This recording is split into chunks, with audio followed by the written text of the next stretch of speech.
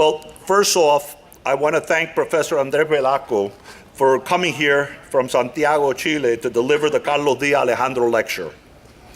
Before I introduce him, I will say a couple of words about Carlos Díaz Alejandro.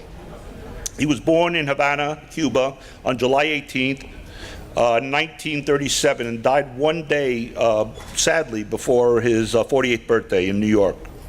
Carlos did his undergraduate studies at Miami University in Ohio, and in 1957, he entered the PhD program at MIT, graduating in 1961 at the age of 24. His first academic position was at Yale University. Then he moved on to the University of Minnesota for several years, and at 32 returned to Yale University, becoming the youngest full professor in the Faculty of Economics. In 1983, he accepted a position at Columbia University, which is where I met him at that time. At the time of his sudden death, he was in the process of moving to Harvard University.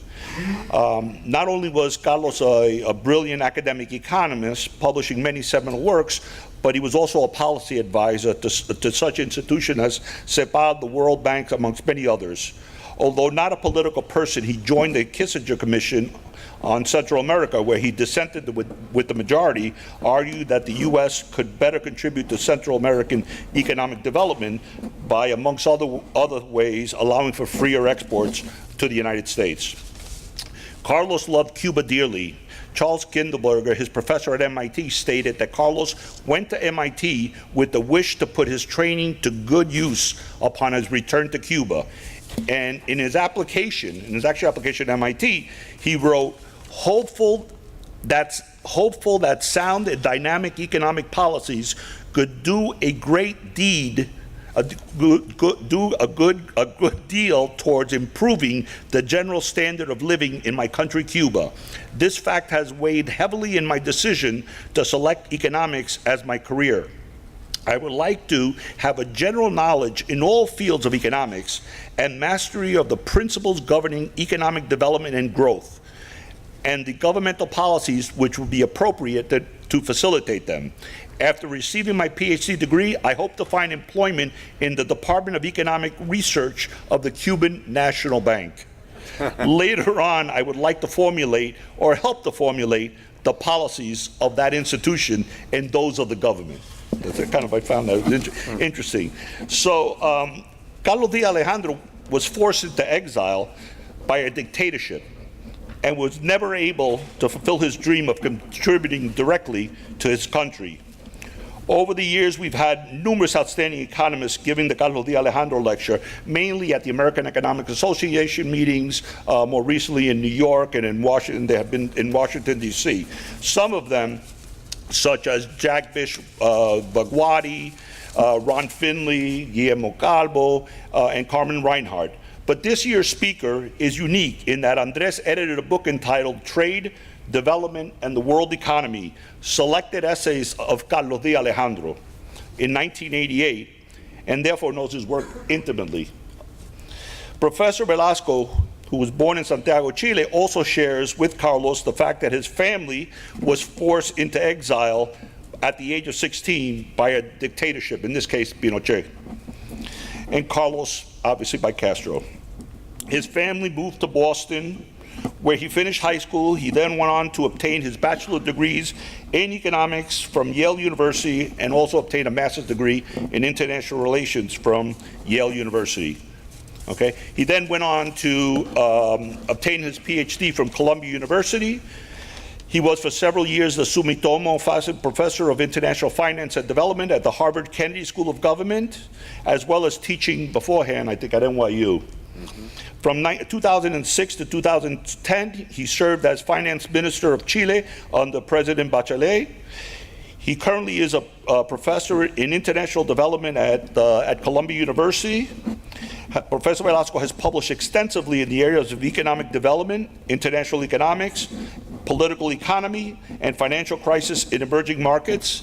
He has consulted for the IMF, Inter-American Development Bank, the World Bank, amongst many others, and many other countries as well. I would like to welcome our distinguished speaker, Professor Andres Velasco.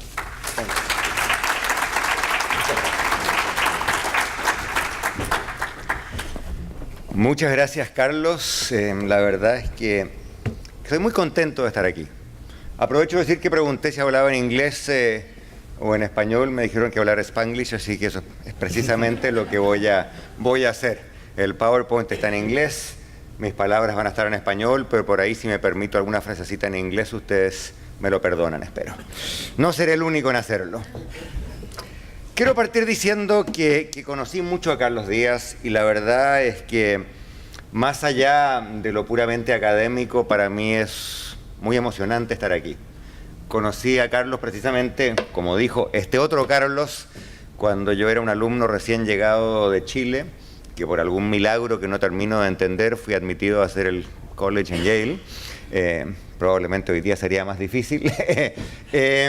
Y había un profesor cubano a quien yo siempre esperaba, como buen cubano llegaba tarde, y hacíamos una larga sala de espera donde había un tímido joven mexicano que también siempre lo esperaba, de apellido Zedillo, quizás ustedes lo conozcan, que llegó a ser el presidente de México. Éramos muchos los que nos congregábamos en torno a Carlos, porque era una persona especial. Primero, era un tipo serio, en el sentido académico. Hacía cosas serias, las hacía bien, le dedicó mucho tiempo a la investigación y además logró algo que pocas veces se logra, y es que papers escritos hace 30 y 40 años aún se leen bien y parecen relevantes. Pero aparte de ser un tipo capaz y serio y dedicado y académicamente muy, muy competente, Carlos era una bella persona. Creo que no hay capital de América Latina, pienso en Buenos Aires o pienso en Brasil o Santiago, Lima, Bogotá, México, en que uno no llegue y no esté repleto de alumnos, de discípulos, de amigos de Carlos Díaz Alejandro. Realmente fue una especie de imán, de fuerza magnética que juntó, atrajo a mucha gente. Yo probablemente no sería economista sin la influencia de Carlos. De hecho, recuerdo abrir su oficina por ahí por el senior year y le digo: Carlos, quiero estudiar ciencias políticas. Y me miró con una cara de horror que nunca olvidaré y me dijo: no, estudia economía. Y le dije: ¿pero por qué, Carlos? Si a mí me gusta la política, en fin. Y me dijo: mira, te voy a contar una anécdota, algo que había pasado, no sé, en Bogotá o en México, que un político que no sabía de economía había ido a un foro con un economista profesional. Y cuando en la televisión el político que no sabía de economía dijo alguna gran tontería, el economista profesional lo miró con gran desprecio y le dijo: señor, usted no sabe nada, es un mero plomero, es un mero aprendiz. Y Carlos me miró y me dijo: que nunca te traten de aprendiz, que nunca te traten de plomero. Estudia economía. Bueno, aquí estoy. De ahí seguí a hacer el posgrado en Yale y cuando Carlos migró a Columbia, me fui con él a Columbia, donde además estaba el gran Guillermo Calvo, también alumno de Carlos. Así es que hicimos un grupo de profesores y estudiantes latinoamericanos que trágicamente duró muy poco. Carlos murió, como tú decías, a los 2 años de haberse mudado de New Haven a Nueva York. Poco después, Guillermo Calvo partió a la Universidad de Pennsylvania y yo me quedé a hacer mi tesis en el tren entre Nueva York y Filadelfia porque iba a consultar siempre a Guillermo. Quiero partir haciendo ver algo que me parece muy importante.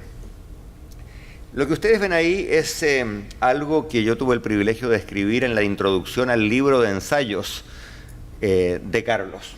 A Calvo, a Finley y a mí nos pareció importante, después de que Carlos murió, recolectar sus ensayos, porque la verdad es que estaban repartidos por todo tipo de publicaciones en América Latina, en Europa, en Estados Unidos, incluso había uno en Japón, y eran muy difíciles de encontrar, y por lo tanto nos propusimos, Finley, Calvo, que eran famosos, y yo, que era un jovenzuelo. El que hizo todo el trabajo fui yo, evidentemente, y a cambio de eso pedí el privilegio de escribir la introducción. Y en esa introducción yo decía que pensar en el trabajo de Carlos Díaz lo invitaba a uno a citar a Robert Solow. Solow, en un ensayo muy conocido, dice que los economistas tienen una opción. Pueden decir más y más sobre menos y menos, que es más o menos lo que la profesión ha hecho, dedicándose a cosas muy técnicas, o pueden decir menos y menos sobre más y más y terminar siendo charlatanes. Yo creo que Carlos Díaz es el ejemplo de un economista académico que desafía esa teoría de Solow, en el sentido de que dijo mucho sobre muchas cosas y siempre lo hizo muy bien. Y no solamente dijo mucho sobre muchas cosas en el sentido estricto de la definición de economía, sino que también escribió de historia, escribió de política y no tenía miedo de meterle a su discusión de la economía conceptos tan difíciles de cuantificar como la ideología o las percepciones o la misma política. Y yo quiero hacer algo hoy día que está en el espíritu de lo que hacía Carlos. No diré que quiero emular a Carlos Díaz porque eso sería muy difícil y muy presuntuoso de mi parte. Era realmente un gigante intelectual, pero sí en el espíritu de Carlos quiero hablar de economía, pero en realidad no quiero hablar de economía. Quiero hablar de política, de ideología, porque me parece que hoy día, por lo menos si yo miro el mundo, me cuesta mucho entender la economía si no entiendo la política. Además que mi day job es de profesor de economía, pero mi afternoon job es de político en Chile y por lo tanto me puedo poner ambos sombreros y quiero creer que mi experiencia de político también me ha servido para iluminar algunas de las cosas que los economistas estudiamos. Aprovecho de decir que puse 4 imágenes de los libros de Carlos porque me metí a Google, estuve como media hora y no logré dar con una foto de Carlos Díaz Alejandro en Google. Y como no tenía ninguna mano, bueno, el hombre habla por las portadas de sus libros. Pero aquí en esta sala hay amigos de Carlos que probablemente tengan fotos de Carlos. Háganos un gran favor, súmalas a algún sitio web, porque no hay ninguna. Hay un hombre muy musculoso que aparece en paños menores que también se llama Carlos Díaz Alejandro, pero no es él. Es un modelo español de ropa interior. Así es que nos hace falta el otro Carlos Díaz Alejandro, bien vestido, por supuesto. Parto con 3 puzzles, con 3 acertijos de economía política. Yo la verdad que partí como un alumno de Carlos haciendo finanzas, macro, capital flows y todo eso, pero con el paso de los años me fue interesando más la economía política. Quiero partir con 3 preguntas de economía política que quizás ustedes pueden responder. Para mí no es fácil responderlas. La primera: ¿por qué diablos un país exitoso como Gran Bretaña votó para salirse de una institución exitosa como la Unión Europea? Y cuando uno va y lee los papers al respecto, y ahí hay una cita de uno, se da cuenta que la gente que votó a favor del Brexit, es decir, por abandonar la Unión Europea, era de toda la gente en Gran Bretaña la que menos tenía que ver con el Brexit. Hay papers en que miran los datos micro de empleo, de salarios, de impacto del comercio en el empleo y en los salarios, ciudad por ciudad, condado por condado. Y resulta que en aquellos lugares en que el comercio con la Unión Europea tenía impacto o en que había muchos migrantes, esa gente votó a favor de quedarse en la Unión Europea. Y la gente que votó a favor de salirse es gente que no tenía nada que ver con la Unión Europea, que vivía en zonas apartadas, rurales, en el norte, en Escocia, en fin, en lugares en que realmente había poco o nada en materia de impacto. Primer acertijo, primer puzzle. ¿Por qué diablos pasa esto? Aquí los quiero provocar un poco. Keynes decía que los economistas debíamos ser como dentistas, hacer el trabajo calladitos. A veces causar un poco de dolor, claro, como lo hacen los dentistas, pero cuando uno va al dentista, le pregunta al dentista: oiga, ¿usted es bueno o es malo? Muéstreme sus credenciales, ¿a cuánta gente le ha sacado una muela? Curiosamente, los seres humanos nos comportamos frente a los políticos de modo distinto de cómo nos comportamos frente a los dentistas. Porque a los dentistas uno los elige sobre la base de su capacidad, de su currículum, su experiencia en la dentística. A los políticos los elegimos por otras razones. Y ahí tienen 2 políticos que probablemente ustedes alguna vez hayan conocido. Creo que a uno le puede gustar más uno, gustar más el otro, no quiero entrar en ese debate, pero creo que si uno mira el currículum, al menos había una persona que se había dedicado a la dentística, ¿no? Que era Hillary Clinton, y un señor que se había dedicado a muchas cosas, pero que de sacar muelas sabía poco o nada. Y sin embargo, los norteamericanos, bueno, iba a decir que lo eligieron, en realidad no lo eligieron porque no tenía mayoría en el voto popular, ¿no? Pero de algún modo llegó a ser presidente. Entonces, segunda pregunta que les quiero dejar: ¿por qué en política no nos comportamos como votantes del mismo modo que nos comportamos cuando vamos al dentista? Y esto es un tema que puede parecer un poco frívolo, porque ha sido muy estudiado en la ciencia política y en la economía. ¿cierto? Selection of leaders. ¿Por qué diablo uno llega y otro no llega? Tercer acertijo. Y este gráfico, cuando lo vi, dije, lo tengo que poner de algún modo en esta charla porque es maravilloso. No se lo alcanzan a ver. O maravilloso o terrible. Es la tasa de inflación en Venezuela. El año 2010 la tasa de inflación en Venezuela, estas son cifras del fondo, no son cifras del gobierno de Venezuela, era 28%. El año pasado, según el FMI, fue 2.818%. El fondo sacó su update de Economic Developments más reciente antes de ayer. Y Alejandro Werner, gran amigo mío, el jefe del Western Hemisphere, hizo su charla en que presenta el informe y dijo: el fondo estima que este año la inflación anual en la República de Venezuela va a llegar a 1.000.000%. 1.000.000%. Es decir, Venezuela está codo a codo en este momento con Zimbabue, creo, así como en las grandes hiperinflaciones de la historia humana. Y la pregunta que yo les quiero hacer es: ¿por qué diablos los gobiernos hacen esto, no? Porque, de nuevo, los economistas tenemos teorías de por qué puede ser óptimo tener un poco más de inflación, un poco menos de inflación. Hay teorías acerca de, yo subo un poco la inflación para que baje el salario real y la productividad sube. Hay otras teorías que dicen que la inflación es un impuesto. Bueno, esas son teorías de por qué la inflación es 20 y no 10. O son teorías de por qué es 50 y no 20. No hay teorías económicas que sugieran que un gobierno quiere inducir una inflación de 1.000.000%. No. Busquen ustedes en Google, como hice yo con la foto de Carlos, no van a encontrar una teoría que diga que es óptimo llevar a la práctica una tasa de inflación de esta magnitud. Y cuando la pregunta hay que hacer es, bueno, ¿por qué diablos pasan estas cosas? Y en términos más amplios, si uno mira la historia económica de América Latina, el tema que nuestro gran Carlos Díaz amaba, y se encuentra con muchas políticas que al menos a primera vista son muy malas para el crecimiento económico.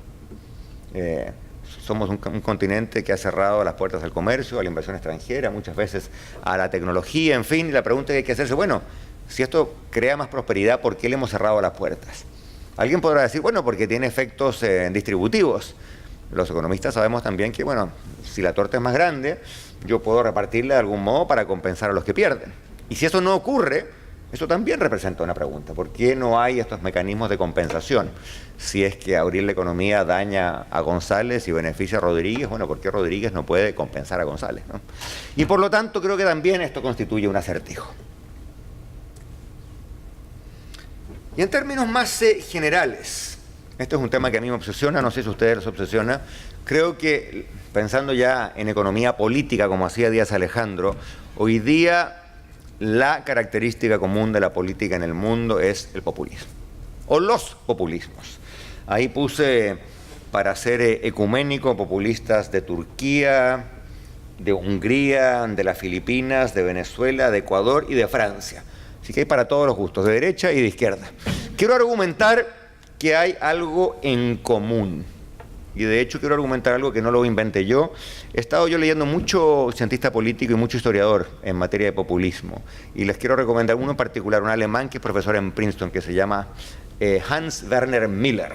Y Miller dice que en realidad el populismo no lo podemos entender sencillamente como algo que tiene que ver con políticas. Y a este tema quiero volver. Sino que es algo que hay que entender como un ejercicio de la política de la identidad. Y por lo tanto, el tema de mi plática hoy va a ser precisamente el cruce entre política económica por una parte, política por otro, e identidad. Y quiero argumentar que en la ciencia económica, o en algunos de los modelos o ideas que tenemos, hay elementos que nos permiten abordar estos grandes puzzles o acertijos. No quiero decir que los vaya a resolver todos porque sería de nuevo un poquito presuntuoso, pero por lo menos hay elementos para empezar a pensar en este tipo de cosas de modo un poquito más sistemático.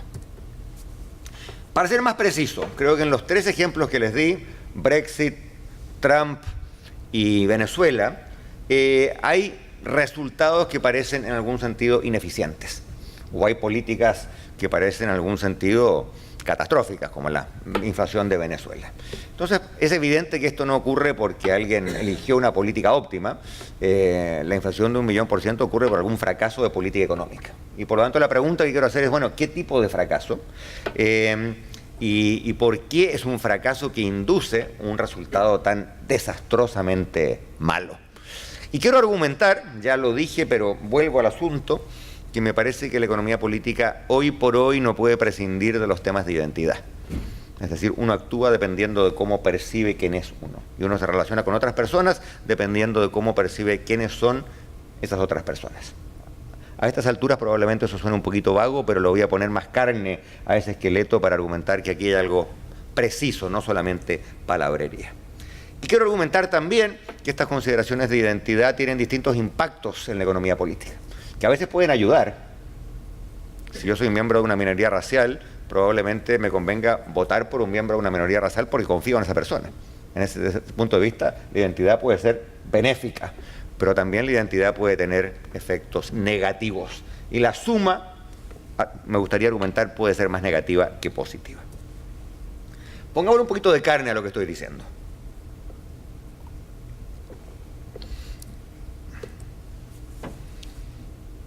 ¿Cuál es el modelo estándar, básico que tenemos primero en la cabeza, en discusiones informales, pero también en la economía, para pensar en cómo elegimos políticas económicas?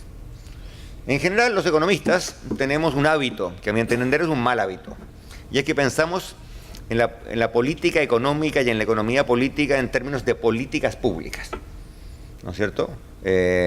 Pensamos del siguiente modo, yo digo, me interesa tal política pública, me interesa que la inflación sea baja, o que la deuda pública caiga, o que se proteja a los perros en la calle, y yo busco un candidato que satisfaga esas políticas que a mí me gustan, y por lo tanto, primero voy a las políticas y después busco el candidato que calce con aquellas políticas. Les quiero decir una cosa, y aquí me pongo por 30 segundos el sombrero de persona que ha practicado la política de verdad.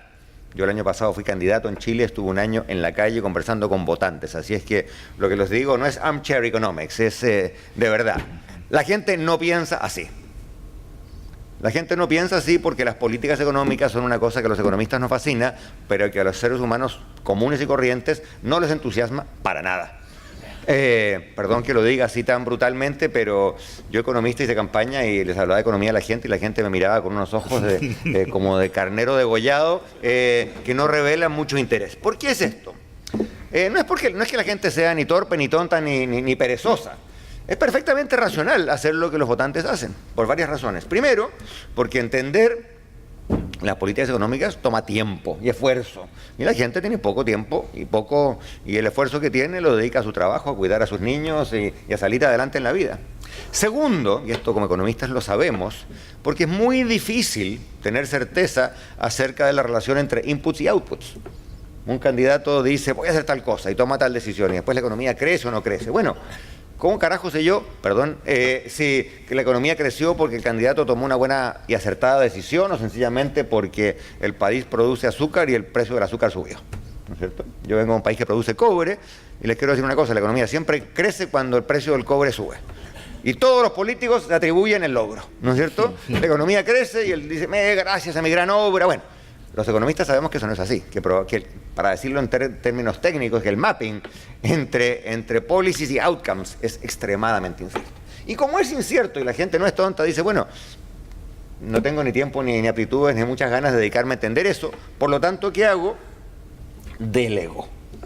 Elijo a alguien, un político o una política, que va a tomar las decisiones que yo habría tomado si yo tuviese el tiempo de dedicarme a estudiar.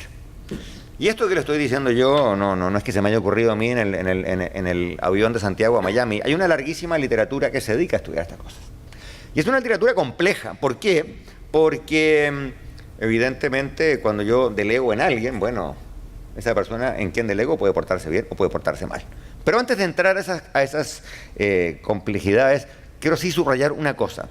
Me parece clave que los economistas cambiemos de manera de pensar acerca de cómo se generan las políticas en el mundo de la economía política. No es que la gente vote por políticas, la gente vote por políticos. Y por lo tanto las políticas son un subproducto, a veces casi impensado. Esto es bueno para los que nos dedicamos a la política, pero creo que también es analíticamente útil para pensar cómo funciona el mundo y entenderlo. Ahora, ¿por qué es tan difícil este problema? Por varias razones. Primero, porque los policy makers, como en español no hay una palabra de policy maker, les voy a decir políticos, ¿no? En inglés tiene más riqueza en esta. Hay politicians y hay policy makers. Aquí los políticos en castellano son ambas cosas. Porque decir hacedores de política me parece... no. I will not go there. Entonces, hablemos de políticos. Primero, hay un problema potencial de incongruencia entre las preferencias del político y del votante, ¿cierto? Si el político es conservador, le interesa que la inflación sea 2%. Bueno, al votante puede que le interese la inflación baja, pero puede que sea 3 o 4 o 5 y que el votante valore más el desempleo o el empleo que la inflación. Puede haber una incongruencia. Segundo, puede haber políticos indecentes, corruptos. En América Latina algo sabemos de eso. Tercero, puede haber políticos que sean muy decentes, pero que sean bastante ineptos, en el sentido de que si hay un problema económico, hay que tomar decisiones, esas decisiones requieren conocimientos y puede que haya políticos que tengan esos conocimientos o que no tengan esos conocimientos. Dicho en la jerga de mi modelo inicial, si hay un mapping entre inputs y outcomes, entre políticas y resultados, bueno, necesitamos a alguien que entienda ese mapping y que entienda qué teclas hay que tocar para que el resultado sea mejor. Y finalmente hay un problema de credibilidad. Un político que está de candidato puede decir una cosa ex ante y puede hacer otra cosa ex post, ¿no es cierto? Ahí yo puse dos, uno de Argentina y uno de Perú, que son famosos en América Latina porque hicieron campaña desde la izquierda y gobernaron desde la derecha. Y no quiero decir que ningún político en especial es incompetente, pero bueno, ustedes se podrán imaginar por qué están los otros y las otras que están ahí. Entonces, en términos muy técnicos, esto es lo que los economistas llaman un agency problem, ¿no es cierto? Un problema de agente principal. Hay un principal, un mandante en español, que es el que contrata a los políticos, y hay unos políticos que son contratados para ejecutar ciertas acciones. ¿Cuál es el problema? El problema es que cuando hay información imperfecta, cuando el mandante no sabe si el político es decente o no, si es capaz o no, si tiene preferencias que son o no congruentes con lo que el votante quiere, hay un juego. Y ese juego puede tener resultados buenos o puede tener resultados malos. La literatura, y no quiero ponerme demasiado técnico aquí, tiene dos resultados. Dice que si la incertidumbre es muy grande, puede ocurrir que sea imposible o prácticamente imposible discernir cuáles son capaces o incapaces. Eso es lo que en términos de teoría de juegos se llama un pooling equilibrium. Hay un pool común. Yo no puedo decir González es capaz, Rodríguez es incapaz. O en su defecto, puede que los capaces logren emitir una señal para que los distingan, pero estas señales muchas veces tienen costos. Por ejemplo, en el tema de la macro, que es mi otro amor en la economía, muchas veces los bancos centrales suben mucho las tasas de interés, más de lo que tienen que subirlas. ¿Por qué? Porque es una manera de demostrar que son serios. En Argentina hoy día la tasa corta del Banco Central es 40%. ¿Y por qué es 40%? Porque el nuevo presidente del Banco Central, que llegó al cargo hace un mes, tiene que demostrar que es un tipo serio. Ahora, ¿cuál es el problema? Eso tiene un costo. Con 40% evidentemente la economía no anda muy bien. Y por lo tanto, la otra ineficiencia es que para tener un equilibrio en que se separan los buenos de los malos, los capaces de los incapaces, los serios de los frívolos, a veces ocurre que hay que imponer un costo, como en este caso una tasa de interés astronómica. Es decir, hay distintos tipos de costos y en general el resultado de esta interacción, de este problema de agencia, no es óptimo, no es el optimum optimorum, hay costos. Y de hecho hay dos papers recientes que me parecen muy interesantes, que son aplicaciones de este principio. Hay uno de Daron Acemoglu, el profesor turco de MIT, probablemente el tipo más prolífico y más creativo que está escribiendo papers hoy día. Yo soy amigo de él y la verdad que lo dejo ver por 15 días y le miro el CV, tiene 3 papers más. No sé cómo lo hace el tipo. O sea, increíble, increíble. En que tiene una teoría del populismo y dice, miren, hay otro peligro, que la gente piense que los políticos están en el bolsillo de algún interés económico. No parece tan deschavetado, ¿no es cierto? Entonces, si yo soy un político que soy decente y no estoy en el bolsillo de algún interés económico, ¿cómo le demuestro al votante? Bueno, adopto políticas populistas de izquierda, que tienen un costo, pero que es la única manera de que el tipo sepa que yo no soy el empleado de algún empresario conservador. Y por lo tanto, en este caso, las políticas, en el paper de Acemoglu, las políticas populistas de izquierda emergen no porque sean buenas, sino que porque son la única manera que tienen los políticos de demostrar que no están en el bolsillo de algún político o empresario conservador. Acemoglu, este paper lo escribió después de visitar Argentina, no sé si habrá alguna causa o efecto.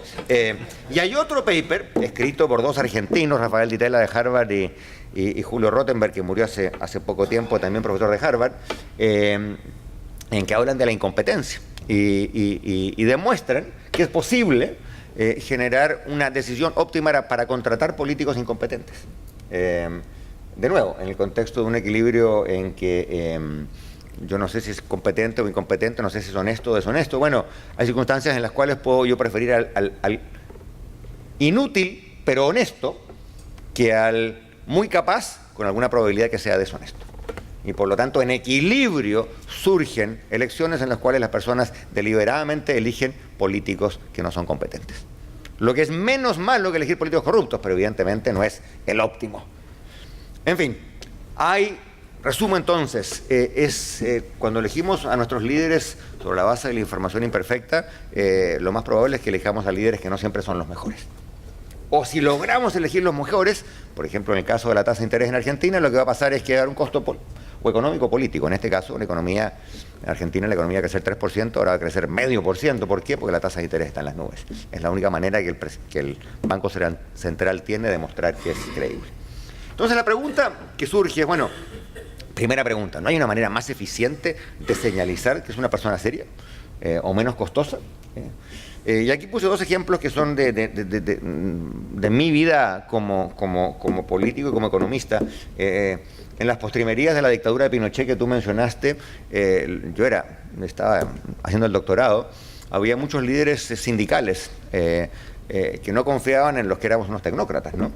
¿Cómo logramos que los líderes sindicales confiaran en los tecnócratas? Bueno, Pinochet nos había mandado a unos pueblos remotos en la cordillera en Chile, en exilio interno, y jóvenes economistas como yo nos tomamos el tren, cruzábamos Chile en pleno invierno, que en Chile hace mucho frío, y llegábamos a estos pueblos y pasábamos el fin de semana, en vez de yo estar con mi novia, me iba a algún pueblo perdido a enseñarle macroeconomía a los líderes sindicales. Cosa que mi novia no apreciaba demasiado, pero que fue generando ciertos lazos de confianza. Es un signaling device, ¿no es cierto? Yo demuestro que me importa lo que piensa el líder sindical porque sacrifico mi fin de semana y me voy a... Bueno, y otro ejemplo que les quería dar. Cuando yo fui ministro, una cosa que yo aprendí es que para generar lazos de confianza hay que estar disponible para reuniones, comidas, cenas, desayunos y almuerzos interminables. El político que dice, muy bien, tengo media hora, dígame lo que tiene que decirme, y se para y se va, es un mal político. ¿Por qué? Porque la mejor señal que uno le puede dar a una persona, a un interlocutor de que confía en él, es escucharlo. Y como en América Latina, no solamente en Cuba, a la gente le gusta hablar, el signaling device es yo me siento, señor, y lo escucho. Mi amigo Ricardo Hausmann, que fue profesor en Venezuela, una vez le preguntaron cuál es su mejor recuerdo de sus... Perdón, dije profesor, quise decir ministro en Venezuela. Le dijeron, ¿cuál es su mejor recuerdo de sus años como ministro en Venezuela? Y dijo, no tengo recuerdos porque dormía tan poco que todo se me borra. Y es así. El ministro va a la cena con el sindicalista, con el empresario, con el político, y se va a la cama a las 4 de la mañana y a las 6 tiene que estar en la radio dando... Yo fui ministro 4 años en Chile y tampoco tengo recuerdos porque nunca dormí nada. Bueno, esos son signaling devices, ¿no? Pero no son los únicos signaling devices. Otra manera de resolver este problema de agencia es, bueno, buscar a alguien que sea como yo, alguien que comparta mi identidad. Y por lo tanto, hay una literatura creciente acerca de cómo casamos el concepto de identidad con el problema de elegir a nuestros líderes políticos. Y aquí hay dos economistas a los que hay que reconocer. Hay una literatura muy interesante de un señor que se llama Akerlof, que ustedes lo conocen por supuesto, porque ganó el premio Nobel. Akerlof es como Carlos Díaz, ha escrito de todo y ha escrito siempre algo interesante. Tiene varios libros recientes con una economista de la Universidad de Virginia que se llama Rachel Crampton. ¿Maryland? Pero estuvo en Virginia, ¿no? Estuvo en Virginia, ahora está en Maryland, sí. Ok, de la Universidad de Maryland. I stand corrected. Muy bien. En que ellos han agarrado todo tipo de modelos económicos y le han metido el concepto de identidad. Y de hecho yo voy a ilustrar en un par de láminas más por qué esto es importante. Y el hombre que más ha escrito sobre selection problems in politics, el británico Tim Besley del London School of Economics, también ha empezado a escribir el mismo asunto.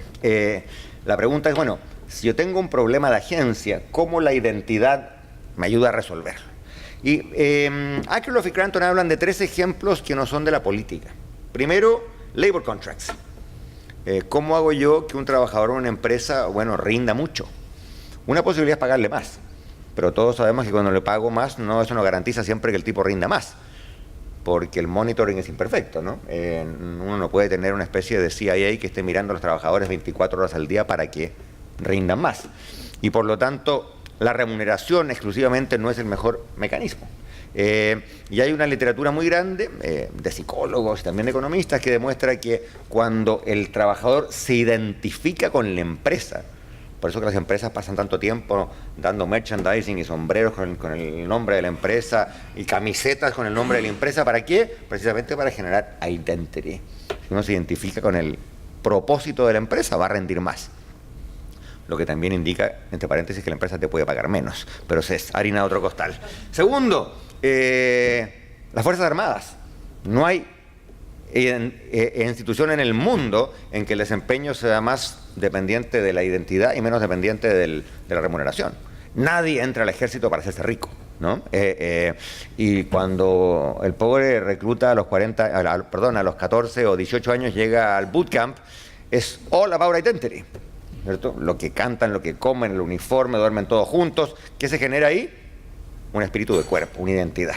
Y eso es lo que garantiza que en el momento de la batalla se desempeñen bien. Last but not least, yo tengo 3 hijos adolescentes y que pienso mucho en esto, cómo hace uno para que los hijos rindan en la escuela. Claramente el dinero no basta con pagarles, ¿no? Y cuando uno tiene hijos adolescentes aprende que importa mucho con qué grupo se identifican, qué identidad quieren. Si tu hijo o hija es un deportista en la escuela, eso conlleva un cierto valor. Si es un nerd y le gustan las matemáticas, conlleva otros tipos de valores. Y si es un burnout y le gusta estar ahí al fondo de la cancha fumando marihuana, también conlleva otros tipos de valores. Y los papás y las mamás pasamos mucho tiempo pensando cómo induzco que mi hijo o hija adquiera una identidad y no otro tipo de identidad. Pues bien, esto sirve mucho en la política. Porque si el problema es elegir a alguien que me dé confianza, que genere credibilidad, bueno, una manera de generar credibilidad es, bueno, alguien que evidentemente comparte mis preferencias. Y hay 2 ejemplos muy evidentes, que además son muy relevantes para la política contemporánea. En la medida que las mujeres adquieren el voto, cosa que ocurrió en los últimos 50, 60 años en América Latina, bueno, las mujeres empiezan a decir, ¿por qué diablos yo voto, pero todos los candidatos son hombres, ¿no? Y es evidente, y de hecho hay un montón de papers que las mujeres racionalmente votan por mujeres, porque un hombre puede decir ex ante que cuando lo elijan va a seguir una agenda pro mujer, pero una vez que eligieron al hombre, al tipo se lo olvida. Y que las mujeres tienen mayor probabilidad de cumplir su promesa y de efectivamente gastar capital político en una agenda pro mujer después de haber sido elegido. Pasa lo mismo con la identidad étnica o racial. Hay un montón de estudios, por ejemplo, en la India, acerca de qué pasa cuando hay candidatos de distintas castas o distintas etnias. Y lo que ocurre es que la gente racionalmente vota por ellos, si son de su misma etnia. ¿Por qué? Porque esa persona tiene una probabilidad más alta de cumplir y hacer lo que dijo que iba a hacer durante la campaña. Rohini Pandey, que es una profesora ex colega mía en la Kennedy School en Harvard, ha escrito un montón de papers al respecto que no dejan ninguna duda. Bueno, y ahí puse 2 políticas, una muy de derecha y una más de izquierda, para que nadie me acuse de ningún sesgo. La de más allá que está saludando fue mi jefa por 4 años, así es que la conozco mucho. A la otra señora no tuve el placer de conocerla. Ahora, ¿cuál es el problema? Que esto no es todo bueno. ¿Por qué? Porque la identidad tiene un lado bueno, lo que acabo de argumentar, le da credibilidad a un político, pero también los papers nos demuestran que tiene al menos 3 lados malos. El primer lado malo es que cuando la identidad es muy marcada y las características identitarias son muy disímiles, podemos terminar con una sociedad muy polarizada, en que los latinos votan por latinos y los no latinos votan por no latinos y no se hablan, o los hombres por hombres y las mujeres por mujeres. Y si esto es bueno o es malo, va a depender, así nos enseñan los papers, una serie de factores bastante sutiles. Qué tan diversas son las preferencias, qué tan creíbles son las promesas, cuál es la proporción de políticos capaces o incapaces en cada uno de los grupos, en fin, cuántos grupos son. Pero primera idea entonces es que aquí hay algo de dulce, pero algo de agraz, también hay un costo. Segundo costo, y esto lo enfatiza mucho Akerlof y Granton, las identidades necesitan reafirmarse. Y para reafirmarse necesitan los que portan esa identidad hacer cosas que a veces son dañinas. ¿Cómo reafirma su identidad de burnout en el high school en New Jersey el joven? Bueno, hace cosas propias de un burnout, es decir, se pone al fondo de la cancha y fuma marihuana, ¿no es cierto? Y por lo tanto, lo que uno hace para reafirmar su identidad a veces puede ser dañino. Otro ejemplo más de la política. Hoy día está lleno el mundo, miremos a Europa Occidental, de políticos que se paran sobre un cajón de manzanas y dicen hay que echar a los extranjeros. Reafirman su identidad como políticos nacionales, pero probablemente a un costo, porque en muchos de esos países probablemente los inmigrantes han tenido un efecto beneficioso, no siempre, pero en muchos casos, y no un efecto dañino sobre la economía. Entonces, hay un gran potencial para tipos de comportamiento que afirmen la identidad, pero lo hagan imponiendo un costo. Y finalmente, y de esto también quiero hablar, la identidad se presta para manipularse, porque la identidad no es exógena, no es que ese joven parta siendo nerd, o parta siendo jock, o parta siendo burnout. Esa identidad, cuando el niño llega al high school, bueno, la adquiere de algún modo. Lo mismo que un inmigrante que llega a un país, aquí todos hemos sido inmigrantes, uno llega a un país y puede elegir asimilarse más, asimilarse menos, hablar español, hablar inglés, hablar spanglish, en fin, hay una opción. Y esa opción tiene costos y tiene beneficios.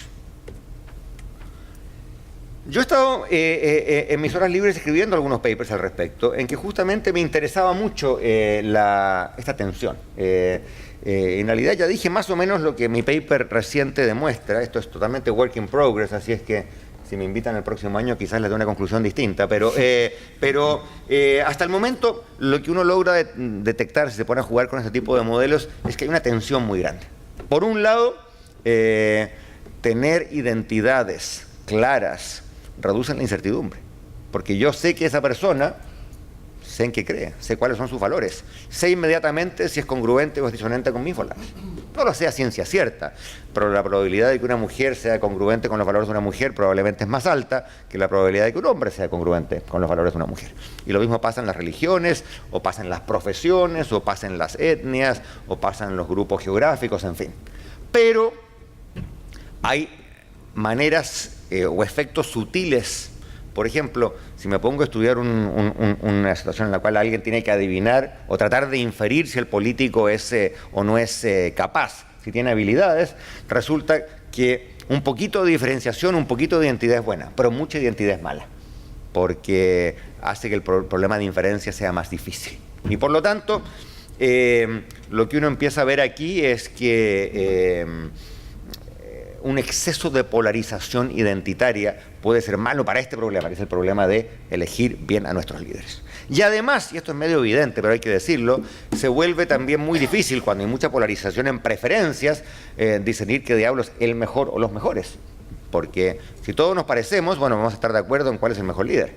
Si las preferencias son dramáticamente distintas y además hay problemas de incertidumbre y además hay problemas de credibilidad, para decirlo en jerga de economistas, cuál es el welfare criterion, ¿no es cierto? ¿Cuál es la definición de una política eficiente? Eso se vuelve muy, muy difícil. Entonces, ahí también hay un impacto, que es un tema más académico, pero que es interesante de considerar.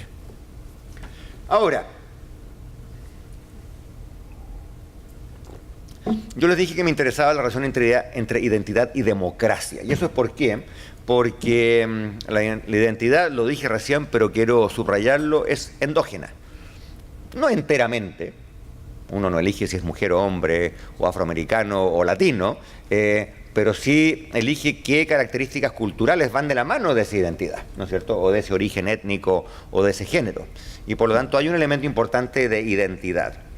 Y cuando hay grupos y hay democracia, bueno, los grupos votan. Y por lo tanto la interacción entre democracia, identidad y populismo es algo muy interesante de estudiar. Y yo me he estado trabajando mucho con mi amigo Ricardo Hausmann, profesor de Harvard. No sé si ustedes lo conocen, pero Ricardo es probablemente de las mentes más creativas en este mundo. Cuando escribimos papers tenemos una relación que siempre funciona así, salimos a caminar, él tira ideas y yo las voy anotando. Y como él es caribeño, tira muchas ideas, pero tiene poco follow-up. Como yo soy del sur, tengo menos ideas, pero tengo más follow-up. Es una buena combinación. Ustedes saben que los países fríos somos menos creativos, pero un poquito más ordenados, ¿no?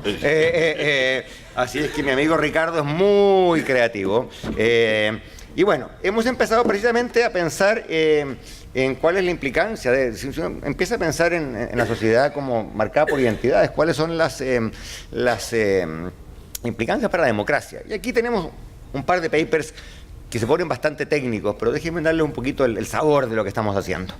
Imaginemos que efectivamente las personas son distintas y que hay potencialmente distintas identidades. De hecho, vamos a considerar 3 identidades. Por ejemplo, las personas son distintas, primero, en qué fácil o difícil les resulta ser parte de un grupo. Evidentemente, si algún grupo en el high school es ser jock, bueno, es más fácil ser parte de ese grupo si uno nació muy atlético, ¿no es cierto? Si no nació muy atlético es más difícil. Pero también, esto es una característica que tiene que ver con la naturaleza de la sociedad. Hay sociedades que son más inclusivas, en que es más fácil entrar, por ejemplo, a la élite. Hay países en los cuales es más difícil entrar a la élite. Hay países en los cuales, si tus antepasados no llegaron al país 500 años atrás, tú nunca vas a entrar a la élite, porque siempre te van a mirar feo. Hay países que son más porosos y si alguien más o menos lo hace bien, va a entrar a la élite. Me atrevería a decir que es una gran diferencia entre América Latina y los Estados Unidos, ¿no es cierto? Esto es un país de élites porosas. América Latina es un continente de élites menos porosas. Eso es el parámetro X, y este X difiere entre las personas. Segundo, hay personas que tienen comportamientos con efectos externos, lo que decíamos recién. Por ejemplo, supongamos que alguien llega a Estados Unidos y decide que porque su identidad no se lo permite, no va a hablar inglés, va a hablar solamente español. Bueno, está muy bien, pero se encuentra con un gringo, le va a imponer una externalidad al gringo, ¿no? Porque el gringo no se va a poder comunicar porque no hay un idioma en común. Tercero, puede haber animosidad entre los grupos. Entonces, si yo soy de un grupo y voy por la calle y me encuentro con alguien de otro grupo, bueno, eso me causa un costo. Si el otro grupo, pensemos, qué sé yo, en las guerras civiles motivados por factores étnicos en Ruanda, en África, en que hay grupos que realmente se encuentran en la calle y no se quieren, ¿no es cierto? Supuesto número 4, ya lo dije, pero lo quiero subrayar, las identidades prescriben tipos de comportamiento. Y ese comportamiento puede ser bueno o puede ser malo. Puede que haya un grupo cuya identidad prescriba trabajar mucho, eso es bueno, pero puede que haya un grupo cuya identidad prescriba trabajar poco, porque se definen en contraposición al establishment, eso es malo. Y last but not least, cuando mi grupo tiene una prescripción de cómo yo me debería comportar y yo me desvío, bueno, eso me causa un costo psicológico. Por ejemplo, si en mi grupo somos inmigrantes de Estados Unidos, venimos de América Latina, en nuestra comunidad es mal visto hablar inglés, pero yo soy el niño que fue al high school y habló inglés, bueno, quizás hablo inglés, pero en mi barrio me miran feo y eso tiene un costo. Y ese costo es un costo C. Bueno, hay un modelo que no les voy a describir, prometo no escribir ninguna ecuación, pero que creo que produce cosas que son bien interesantes. Por ejemplo, endógenamente, las personas, dependiendo de su C, de su X, en fin, deciden ser parte de un grupo u otro. Y en este caso los 3 grupos son lo que llamamos insiders, parte de una élite, outsiders que colaboran, por ejemplo, insiders que deciden hablar inglés, outsiders que no colaboran, outsiders que deciden no hablar inglés, y eso los llamamos the underclass. Y se presta este modelo, por ejemplo, para esta interpretación lingüística, de nuevo, insiders que siempre hablan inglés, outsiders inmigrantes que deciden hablar inglés, outsiders inmigrantes que deciden nunca hablar inglés. ¿Por qué? Porque su identidad les impone un costo muy alto asociado a hacer algo que no es lo que su grupo prescribe. Otra interpretación interesante, esta se le ocurrió a Ricardo, tiene que ver con informalidad. En América Latina tenemos economías muy informales y en general a los gobiernos les cuesta mucho obligar a la gente que registre sus empresas, que pague los impuestos, en fin. Bueno, una manera de interpretar este modelo es que yo tengo una identidad que me dice que yo soy de la economía informal. Y por ejemplo, estas 3 categorías, insiders, working class y underclass, podrían ser los que son insiders y por lo tanto tienen acceso a las grandes empresas, los que son outsiders, que trabajan en pequeñas empresas, en una bodega, en un almacén, pero que pagan sus impuestos, y los outsiders que no colaboran, que son parte del underclass, que tienen como identidad trabajar en una bodega, pero además, como no les cae bien el establishment, ellos no pagan impuestos. Lo que es bueno para su identidad, pero evidentemente malo para la economía. Entonces, este es un equilibrio súper ineficiente, en el sentido siguiente. Si un planificador benévolo, ¿no es cierto?, platónico pudiera llegar a esta economía y jugar con estos parámetros, bajarle, por ejemplo, el costo que siente la gente de sentirse rechazada, bueno, lo ideal sería que estén todos en la élite, porque estarían todos en grandes empresas muy productivas, o todos hablarían el mismo idioma, la economía sería más productiva y todos seríamos más felices. Entonces, una implicancia es que la gente deliberadamente elige ser pobre. Yo sé que eso suena un poquito provocador, y quizá alguien lo tuitea, después me lo van a atribuir y voy a tener que dar explicaciones, pero en este modelo efectivamente la gente elige una identidad y el comportamiento que va de la mano de esa identidad puede implicar mayor self-esteem, mayor felicidad, pero menores ingresos. Entonces hay una distribución endógena de los ingresos.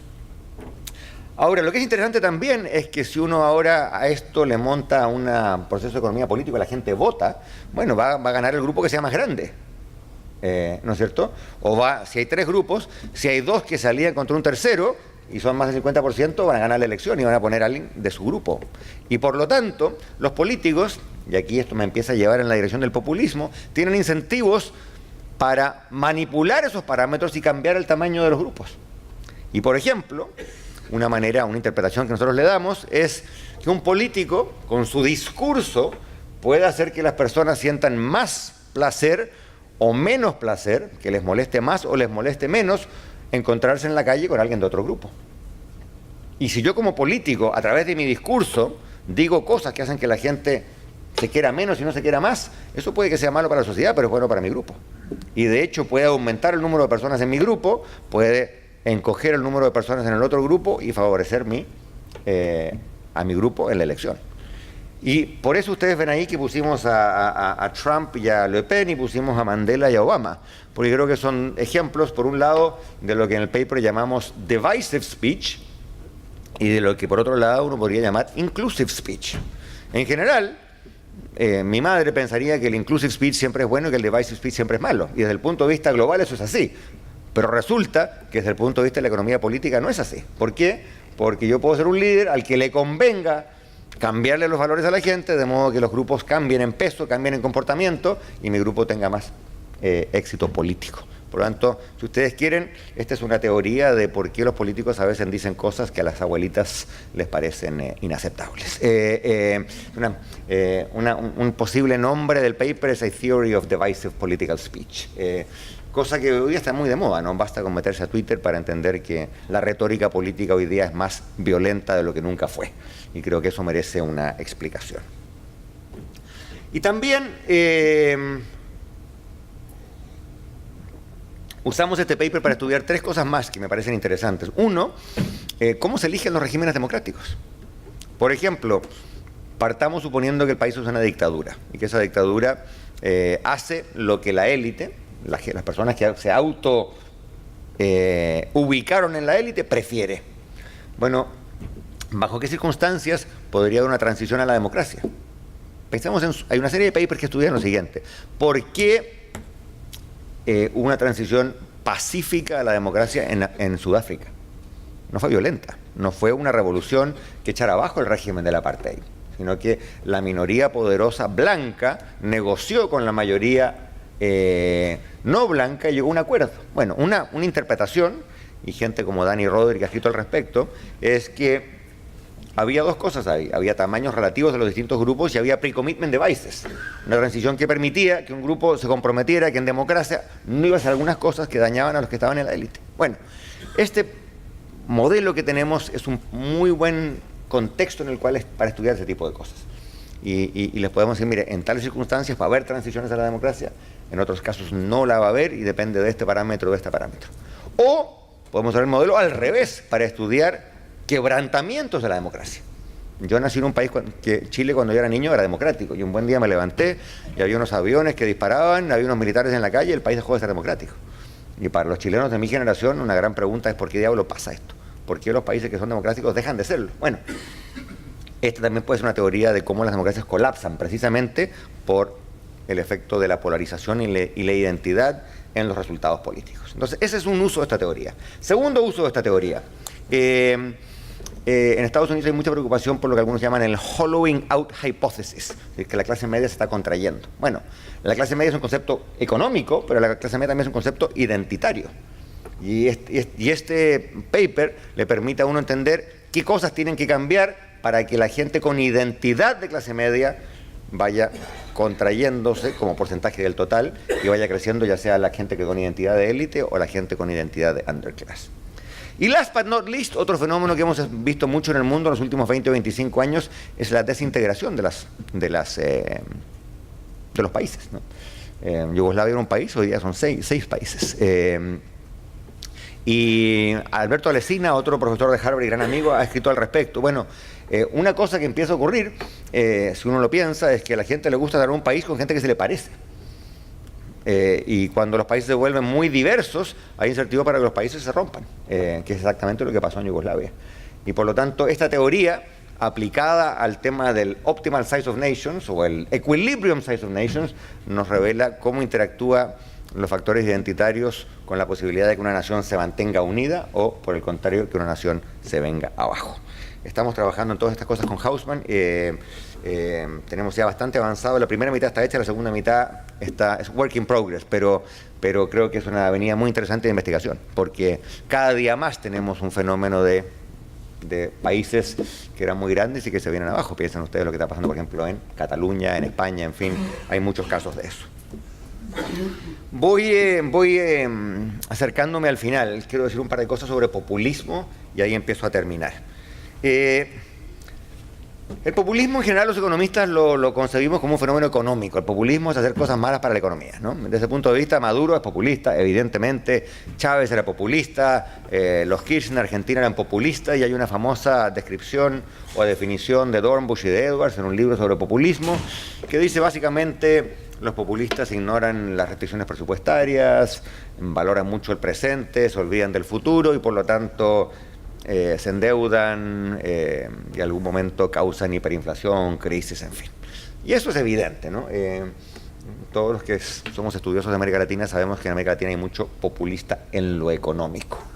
Pero a mi entender el populismo económico es un síntoma, no una enfermedad, porque hay que entender por qué diablos los gobiernos hacen eso. ¿Por qué diablos llega un gobierno a hacer lo que ha hecho el gobierno de Venezuela, a inducir una inflación de 1.000.000%, que no es buena para nadie, no es ni siquiera buena para el mismo gobierno? Y por lo tanto hay que preguntarse, bueno, ¿por qué eligen a estos políticos que a su vez eligen estas políticas? ¿Por qué hay la voluntad de dejar en el poder a políticos que no son capaces? Ya les conté una historia que es la de Di Tella. Puede que uno prefiera a un político capaz y parece honesto que a un político, perdón, incapaz y parece honesto que a uno muy capaz que puede ser deshonesto, en fin. Pero más allá de eso, yo creo que hay que empezar a pensar en el populismo como un fenómeno político y no exclusivamente como un fenómeno económico. Y aquí les quiero contar un poco lo que hemos estado pensando con Hausman. A mi entender hay tres teorías muy interesantes, y esto tómenselo un poco como reading recommendations. Primero Miller dice, lo que es característico del populismo, es precisamente que es un fenómeno identitario. Es decir, todo populismo, piensen en Chávez, piensen hoy día en Orbán en Hungría, piensen en muchos otros, tiene que ver con la política del bueno y del malo. Hay un grupo que es el mío y somos buenos, hay un grupo que es el suyo y son malos. En este sentido es una exclusionary form of identity politics. Esa es la frase que usa Miller. Hay otro tipo que se llama Jares, que es un historiador norteamericano, que va un poco más allá. Dice, hay dos tipos de populismo, uno de izquierda y uno de derecha, y que son precisamente identitarios, pero son identitarios en un sentido distinto. El populismo de izquierda es siempre el pueblo contra la élite. El populismo de derecha no puede ser el pueblo contra la élite porque si es de derecha no se va a aliar con el pueblo contra la élite, y por lo tanto el populismo de derecha, ¿qué hace? No es diádico, no tiene dos elementos, sino que tiene tres. Es el pueblo y la élite contra otro. ¿Y ese otro quién es? Bueno, el extranjero, el inmigrante, la minoría étnica, el vecino, en fin. Y por lo tanto, me parece interesante la idea de que el populismo de izquierda involucra a dos grupos, el populismo de derecha siempre involucra a tres grupos, ¿no? Y si uno piensa en Trump, a mí por lo menos esto me parece útil. Y también hay un libro muy reciente de un tipo que se llama Mark Lilla, un profesor de Columbia, en que dice, bueno, pero eso también tiene sus límites, ¿no? Porque resulta que si los políticos empiezan a aliarse muy de cerca con algunas identidades particulares, bueno, puede que pierdan la capacidad de apelar al grueso de la población que no está tan identificada con una identidad particular. O puede que la mayoría de la población tenga una identidad que no se lleve bien con las identidades particulares. Leila es muy crítico de lo que ha hecho el Partido Demócrata en Estados Unidos, y de hecho el libro abre con una cita de Kennedy, de Ted Kennedy, que me parece genial, que dice: hay que entender que ser un partido que se preocupa por la gente de trabajo no es lo mismo que ser un partido laborista, que ser un partido que se preocupa por las mujeres no es lo mismo que ser un partido de las mujeres, y lo más interesante, que ser un partido que se preocupa de las minorías no es lo mismo que ser un partido en minoría. Y que al final, un partido exitoso es un partido de los ciudadanos, porque todos somos, antes que nada, ciudadanos. Y por lo tanto, si uno piensa en la política como un ejercicio identitario, y en la economía política y sus fracasos como fracasos vinculados a la identidad, bueno, el populismo no es otra cosa, a mi entender, que una especie de caso extremo de lo anterior, una patología. Partí diciendo que había cosas buenas y cosas malas de meter la identidad a la economía política. Bueno, el populismo es un caso en el cual hay líderes que fomentan, extreman, manipulan y aprovechan las identidades con un fin absolutamente político. Finalmente, ¿qué se puede hacer? Estamos condenados a estos. Obviamente esto requeriría como 4 horas más y tengo apenas 5 minutos, pero déjenme esbozar un par de ideas. Si uno empieza a concebir el mundo de este modo, creo que empieza a ver las cosas de un modo muy distinto. Primero, cuando quiero hablar de política, pero antes quiero hablar un poquito de economía. Yo fui ministro por 4 años y pasé mucho tiempo pensando qué diablos hace uno para que la gente le compre a uno su proyecto económico. ¿Cómo se explica? ¿Cómo se vende? ¿Cómo se persuade? Creo que en esta materia los economistas nos entrenan muy mal. Yo en Colombia por estos días doy un curso en que llego y le digo a los alumnos: yo estudié aquí, después volví a mi país, fui ministro y les voy a enseñar todas aquellas cosas que alguien me debió haber enseñado aquí y nunca nadie me las enseñó. Porque la verdad que enseñamos, creo, muy mal a los economistas. ¿Por qué? Porque de nuevo les enseñamos que hay un policy menu y que un buen ministro, un buen presidente, un buen asesor económico tiene un policy menu, da una entrevista y dice: I have a 10-point plan, ¿no es cierto? Número 1, número 2, y que la gente va a decir: qué interesante, de sus 10 ideas me gustan 8, voto por usted.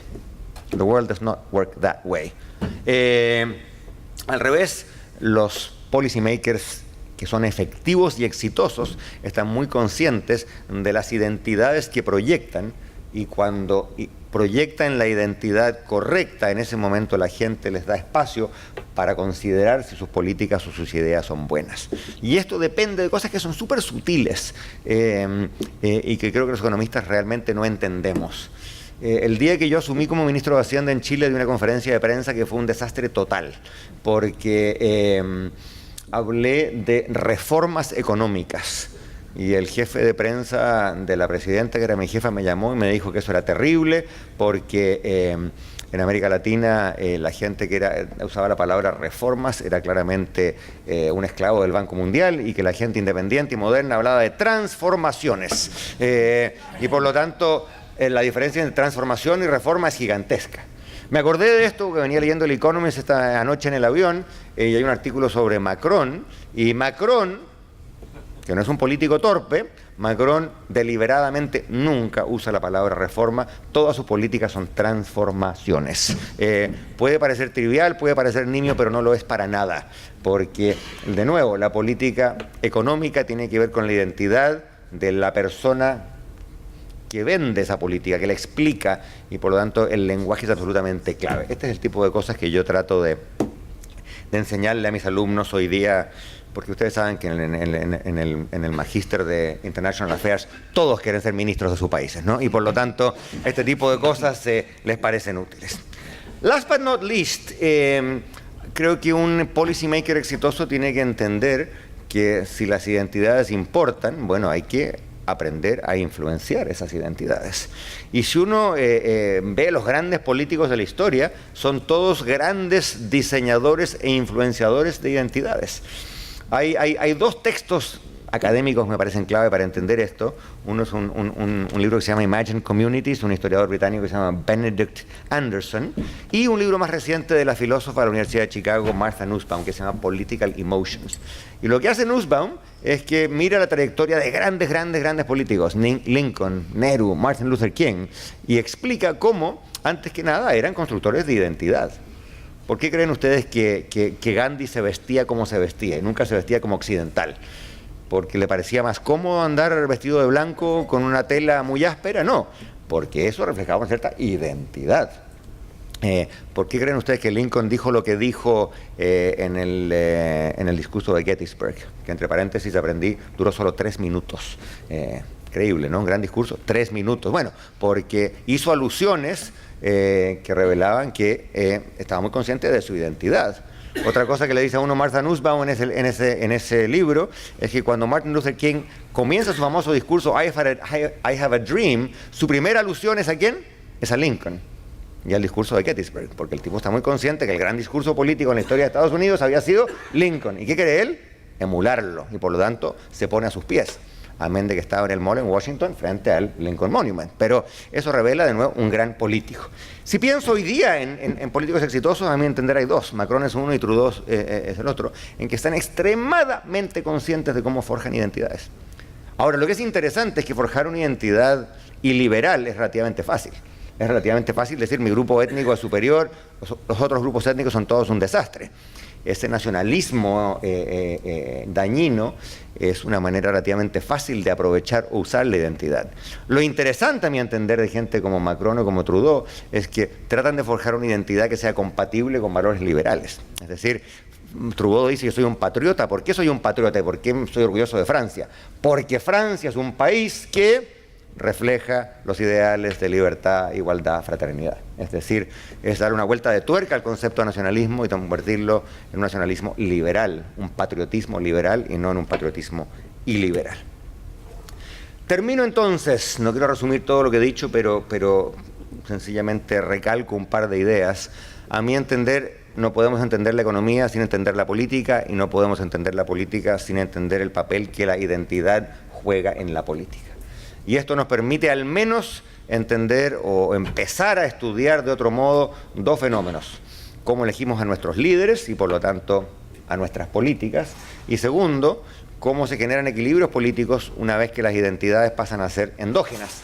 Y los líderes pueden hacer cosas que a su vez afecten a las identidades. Y esto tiene un lado bueno y tiene un lado malo. La identidad sirve para algunas cosas, pero también tiene un lado B que puede ser peligroso. Y lo que hoy día, a mi entender, hace que un político sea un gran político es precisamente su capacidad para moldear esta identidad. De una manera, creo que Trudeau lo dice mucho en Canadá, dice un buen político es alguien que es capaz de forjar un common we, un nosotros compartido. Creo que esa es la tarea más importante hoy día de la economía y de la política. Muchas gracias. ¿Puedes tomar alguna pregunta? Okay. Muchas gracias. Andrés está dispuesto a hacer a tomar algunas preguntas. ¿Tenemos un micrófono? Aquí está bien. ¿Tú quieres, Enrique? Enrique, ok. Está bien, Enrique Pumán, que también fue estudiante de Carlos Díaz Alejandro en Colombia. Bueno, después de la conferencia me gustaría compartir una anécdota sobre Carlos Díaz Alejandro muy bonita, pero te quería hacer una pregunta acerca de la identidad, y es ¿cómo podemos entender el problema de la identidad en una situación autocrática o autoritaria? Porque la charla tuya asume que hay una democracia donde las personas están libres de presentar una identidad como quiera que ellos quieran hacerla, manipular su identidad. Pero en una situación autocrática o autoritaria, hay una doble identidad, por decirlo así. O sea, hay una identidad pública que es necesaria para ser parte del juego, pero hay quizás una identidad privada donde quizás es la verdadera identidad, pero no se puede manifestar públicamente, porque hay mecanismos, hay cortos mecanismos de represión que no lo permiten. Entonces, yo no sé, mientras que tú estabas dando la charla, yo estaba pensando hasta qué punto esta doble identidad, vamos a decir, esta identidad aparentada públicamente, es buena para la economía o no. Déjame decirte de antemano que yo no soy economista. Todo lo que sé de economía lo sé gracias a mi amigo Carlos Sigli, que es el mayor economista aparte de Carlos Díaz Alejandro, es el segundo más que conocí. Pero yo creo que, por ejemplo, puede ser que sea ineficiente, esto de la identidad aparentada, pero también puede ser que sea muy eficiente, porque vamos a asumir, por ejemplo, el caso de Cuba, ¿no? Que es para lo que estamos unidos aquí. Cuba no pudiera, creo yo, que Cuba no pudiera vivir sin la bolsa negra. Cuba no pudiera vivir sin el mercado informal. Y el mercado informal no es nada más que una identidad, una doble identidad. O sea que es posible que el problema de la identidad no sea tan ineficiente en un marco autocrático como lo puede ser en un marco democrático. Quisiera saber qué piensa de eso.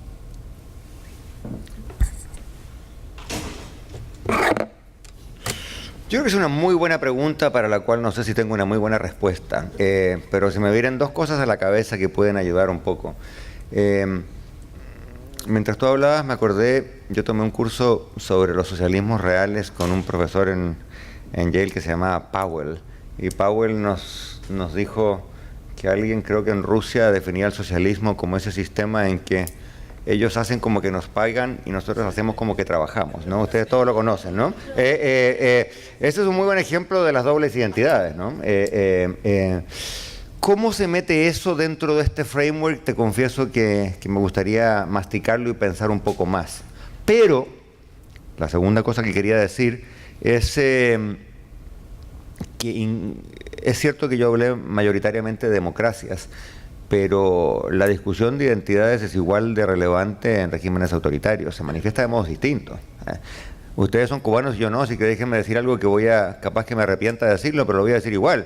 A mí no me cabe ninguna duda de que el 80% de la retórica anti-yanqui de los hermanos Castro es un ejercicio para forjar una identidad, ¿no? Y el nacionalismo anti-yanqui de todos los dictadores de izquierda de América Latina tiene exactamente el mismo origen. Y por lo tanto no hay que entenderlo como un cálculo frío de, bueno, voy a obtener tal cosa en una negociación del embargo. No, es una manera de forjar identidad. Y me atrevería a decir que creo que uno de los desafíos para la comunidad cubana en el exilio es precisamente, de regreso en Cuba, forjar una identidad que sea una identidad cubana. Y esto lo digo con conocimiento de causa, no de Cuba, sino que yo volví a Chile después de 18 años de exilio y fui ministro, ¿no? Y una de las cosas que yo tenía que explicarle a la gente es que, mire, el haber estado 18 años fuera de mi país no me hace menos chileno. Y por lo tanto, mi primera labor, mucho más que saber de economía, que ya más o menos sabía, era forjar una identidad como alguien que fuera confiable en el contexto chileno. Y de hecho, el exilio para Chile fue muy beneficioso porque vino toda una generación muy educada. En Chile al exilio le decimos la beca Pinochet. Yo me gané la beca Pinochet, estudié en Yale, estudié en Harvard y estudié en Columbia con la beca Pinochet. Claro, para mis padres lo pasaron muy mal, yo era joven, así que lo pasé menos mal, ¿no? Pero el desafío fue ese, cómo forjar una identidad. Y yo no sé cómo se piensa eso desde Miami o desde New Jersey, pero creo que se va a hacer un temazo a la hora de la restauración democrática en Cuba, ¿no? ¿Cuál es la identidad política de aquellas personas o sus hijos o sus nietos que vivieron en el exilio? En Chile nos costó mucho, creo que al final lo resolvimos, pero fue un tema muy delicado. Muchas gracias. Fascinante la charla, muchas gracias. Mi pregunta es si han contemplado el factor tiempo en sus modelos. En el contexto de toma de decisiones en un proceso democrático, normalmente las políticas públicas se definen en un contexto temporal. Me parece que a veces justamente esta construcción de identidades o de una sensación de confianza, ¿no? El signaling del que hablabas cuando mencionabas, por ejemplo, al gobernador del Banco Central argentino, que tiene que ponerle una tasa 40% porque esa es la forma de señalizar que es una persona seria, se circunscribe en un tiempo, ¿no? Hay un tiempo para mandar ese signaling y demás. Si han pensado en el tiempo como una parte del modelo. Sí, lo hemos pensado, no solamente nosotros, los modelos de esta tradición suelen tomar eso en cuenta. Tú tienes toda la razón. No es un fenómeno instantáneo. Y de hecho, la respuesta técnica sería, para contar esta historia requieres al menos un modelo de 2 periodos, o idealmente un modelo de muchos periodos, porque la gente va aprendiendo, ¿no? Lo que ocurre es, para darte una respuesta semi-técnica, yo me levanto en la mañana y tengo alguna creencia, algún prior, como dicen los estadísticos, veo que el político toma una acción. Sobre la base de esa acción, ajusto mis creencias y digo, bueno, sobre la base de lo que vi, sobre la base de su acción y de lo que pasó en el mundo, no tengo certeza total al día siguiente de que sea o no sea serio, pero hago un ajuste, ¿no es cierto? Hago un Bayesian updating para los que son economistas profesionales aquí en la sala. Y por lo tanto, el tiempo importa mucho. Y importa no solamente por razones académicas, importa por razones prácticas, porque al final lo que tú tienes es una carrera. Tomemos el ejemplo argentino. En la medida que la gente no crea en el Banco Central, por favor no me citen respecto a esto, que yo vino mucho sobre Argentina y no quiero meter la pata, pero usted, digamos el país X para hablar de Argentina. Mire que los mercados están muy nerviosos en Argentina y yo suelo opinar al respecto, pero en el país X, el presidente del Banco Central acaba de asumir y tiene que persuadir a los mercados que es un tipo serio, y para eso mantiene la tasa muy alta. Pero no puede mantener la tasa muy alta forever, ¿no es cierto? Porque hay un momento en que la economía se destruye con tasas muy altas. Entonces hay una carrera, literalmente una carrera contra el tiempo. La gente sabe que no puede mantener la tasa muy alta para siempre, o en otros casos, por ejemplo, cuando él quiere bajar la inflación y fija la tasa cambiaria, empieza a perder reservas, el mercado sabe que tampoco lo puede mantener para siempre. Entonces hay una carrera. ¿Quién gana? ¿El banquero central que quiere ganar credibilidad? ¿O el mercado que se come todas las reservas y al banquero central se le viene abajo el experimento? Y de hecho hay modelos dinámicos en que hay un terminal time T en que la cosa revienta y el banquero central tiene que volverse creíble antes de que eso ocurra. En fin, puedes tener muchas interacciones al respecto.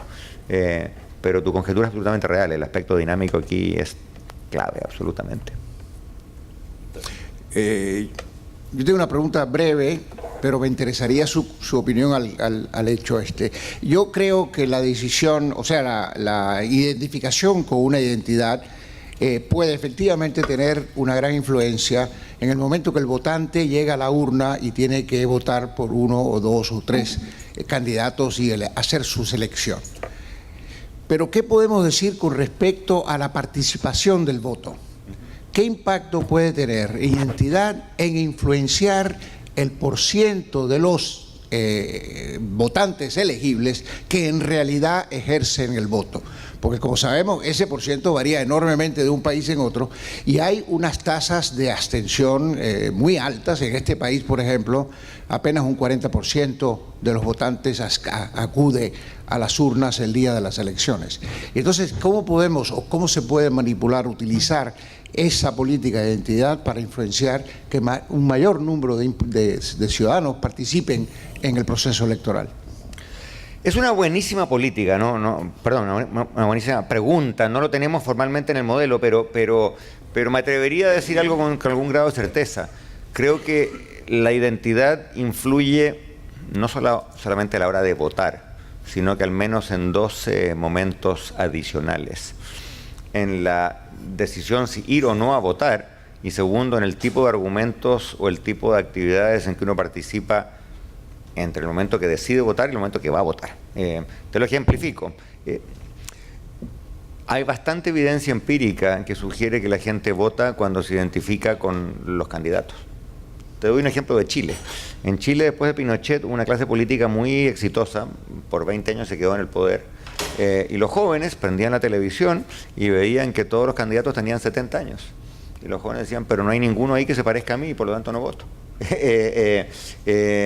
Y hubo una baja brutal en el porcentaje de jóvenes que votaban.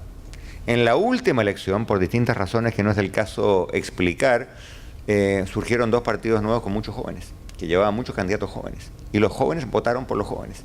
Y la tasa de participación de los jóvenes subió estrepitosamente. Votaron como 1,5 millones más de jóvenes que en la elección anterior. Y por lo tanto, a mí me cuesta entender eso si no es identificación. Yo soy joven, prendo el televisor, quiero ver un candidato que más o menos se me parezca. Ocurre lo mismo con los grupos étnicos, ocurre lo mismo con mujeres y hombres, en fin. También la identidad es muy, muy clave a la hora de hacerse escuchar. Yo me pasé todo el año pasado haciendo campaña, así que se los puedo decir con conocimiento de causa. Tú haces campaña y te dicen, en Chile se hace mucha campaña en los clubes de fútbol.